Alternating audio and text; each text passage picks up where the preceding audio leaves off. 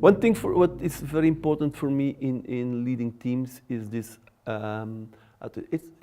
It's not an ability, it's not a skill. It's for me, it's real an attitude, a value to create an open, authentic atmosphere. I would call it in a way that you are able to help people, yourself, to say the things as they are. There's this famous book called Radical Candor, written by Kim Scott, one of the managers in Google, who said, for me it's important that we can create bullshit-free zones. Bullshit-free in the thing that people can work, love their work, do their work, and can say the things the way they are.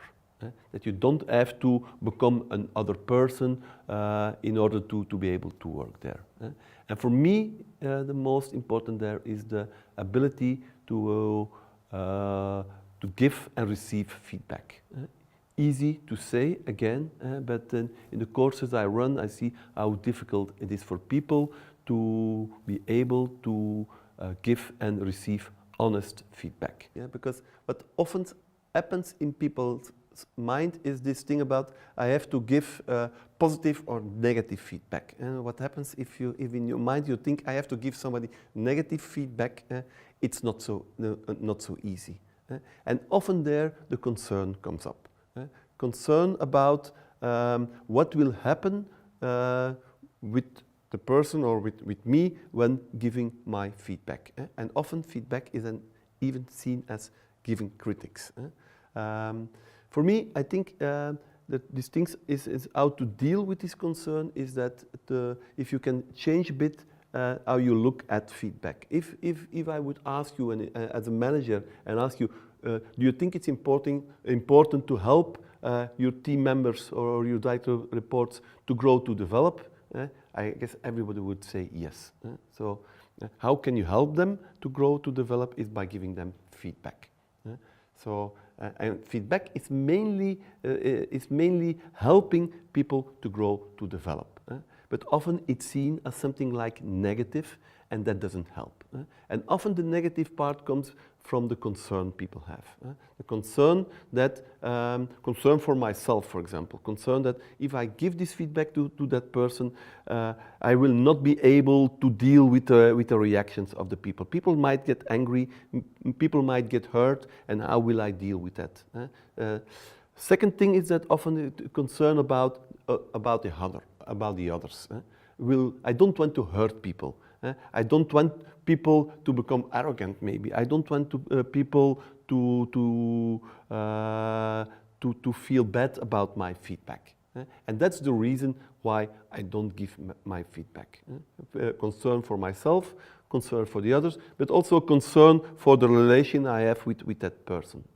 The most painful about that is if you don't give your feedback, it still will be in you. You will still see that person as a person who is doing things or very good or not good enough, and it will color your your behavior towards that person. You will feel it, the other person will feel it, and it will create tensions, I think.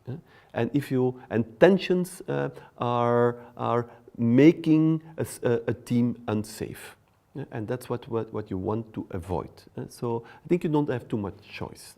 You have to deal with feedback, you have to give your feedback, and you have to also help others to give feedback to you.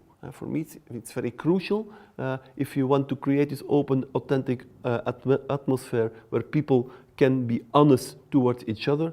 I think as a manager, as a leader, you have to start with yourself by giving your feedback, being interested for the reactions of people, and ask for feedback of your direct reports. So, sorry, you don't have a choice. You have to be able to deal with giving and receiving open, authentic, respectful feedback. Again, I always say it's easy to say and talk about it. And as a trainer or a consultant or a coach, sometimes it's very easy to talk about it, but it's not so very easy to do it. But what helps for me is what I believe is this relation part, being interested in people. And if you give your feedback, And especially when you give your confrontation, don't expect that people will say, oh, thank you, big guru, thank you very much, it's so helpful. No, people will react. And people will mostly react from out of emotionally. People get, and everything you want to avoid, you don't want to people get angry, you don't want to get people get hurt, but it can happen. And the only thing I think you can do is being interested in the reaction. And what you can do is just to say, well, I see this happening, I don't want to this happen, but tell me a little bit more. Why it's so difficult for you to hear? Why is it so painful for you to hear? Why does it make you a bit angry? Why does it make you sad?